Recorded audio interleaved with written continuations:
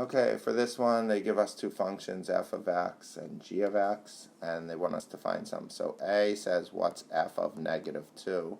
So we substitute negative 2 into 3x minus 9. So it's 3 times negative 2 minus 9, which equals negative 6 minus 9, which equals negative 15. So f of negative 2, right, is negative 15.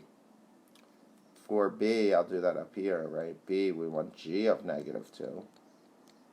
And that's negative, x is negative 2 squared, right? So g of negative 2 equals negative 2 squared. Negative 2 squared is 4, so we have negative 4. So g of negative 2 is negative 4. For C, x, if f of x is 0.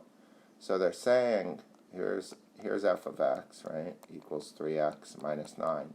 And they're saying if this, f of x, is 0, what's x? So we substitute 0 in, and we add 9 to both sides, and we divide both sides by 3, right? So we get x equals 3 for that one. And D, I could probably fit it. Let's just erase A, right? Let's just erase A. And for D, it says, what's g of m, right?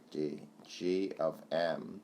So that means we have to substitute an m in for x, right? So we get g of m equals negative m squared. There's not even any work to do for that one, right?